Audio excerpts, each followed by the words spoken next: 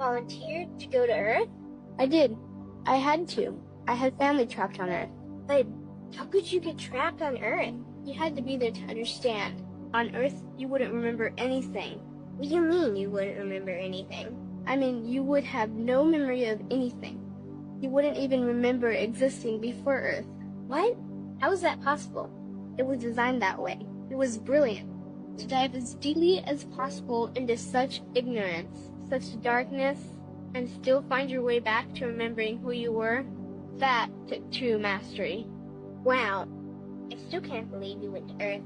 Tell me more. Well, Earth had its own set of laws that everyone agreed to experience.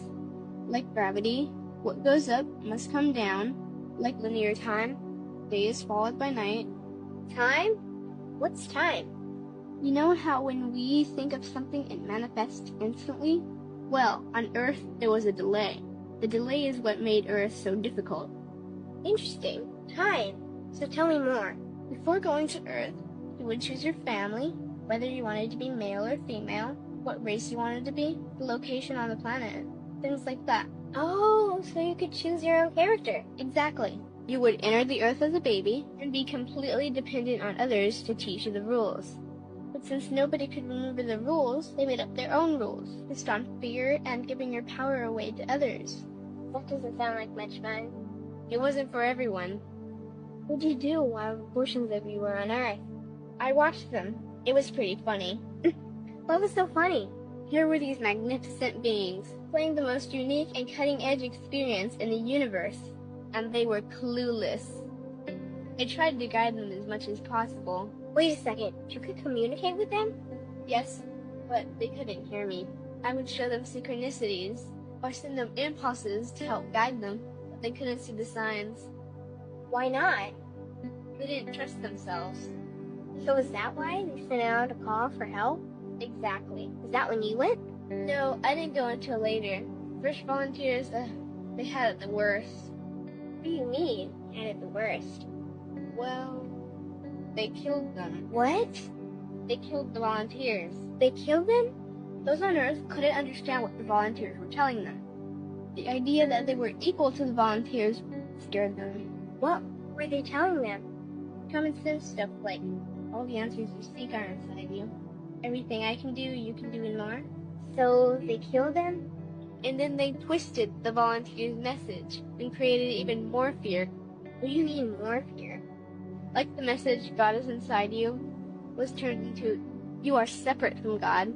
The message, all the answers you seek are inside you, was twisted into, you can't trust yourself. And they believed it? It was out of control. How could they believe that? You had to be there to understand. Did you know they actually believed that they were the only intelligent life in the universe? Now that's funny. Pretty crazy, I know. So then what happened? Designers knew Earth was going to enter a section of the galaxy the humans had never experienced before. A section filled with a frequency that might be able to reconnect the human's DNA. What was wrong with their DNA? It didn't work anymore. The thing is, their DNA was how they connected with their higher self. So that's why your incarnations couldn't hear you. Exactly. But there was a catch with the new plan. Only those incarnated on Earth could tune in to these new frequencies. Oh, so they needed more volunteers. Yes, but this time they were taking no chances. To pull this off, they needed millions in the physical form, wired and ready to attune to these frequencies. Are these the 21st century humans that all the stories are about? Yep, we volunteered from every corner of the universe to help the humans wake up. What did the volunteers have to do once they got there? We had to wake ourselves up, attune to these frequencies, and spread them to the rest of the planet. That sounds impossible. Most of those watching the Earth experiment didn't think we could pull it off. So what happened when you got to Earth? Once on Earth, we were taught the same fear-based beliefs that had been handed down for eons. We lived just like everyone else, totally clueless to who we were and what was getting ready to happen. But as soon as the Earth entered this cloud of frequencies, we started to question everything. And one by one, we started to wake up. So the plan was working. It was. The more we trusted ourselves, the quicker we reconnected.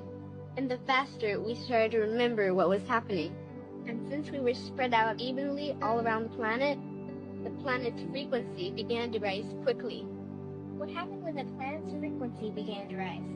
The humans' experience of time began speeding up. They started manifesting their beliefs faster and faster. Those consumed with fear created even more fear, and eventually Earth just spun out of control. What do you mean, spun out of control?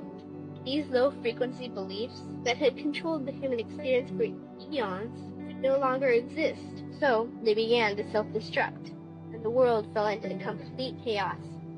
That sounds terrifying. It was for those living in fear, but for us volunteers, we all knew it was the end of the old energy and the beginning of the new. So then what happened? A tipping point was reached in our awakening, and we created a new Earth. A new Earth? What happened to the old Earth? It continued on, allowing those who could not let go of their fears to play out their lessons. But for us, we created a new Earth that matched our higher frequency. And as easy as that, all the fear-based beliefs simply fell away. In an instant, we remembered who we were. We knew we were all connected, and we stopped hurting each other. We started respecting each other, started loving each other. We took back our power to create. We created a new Earth without fear.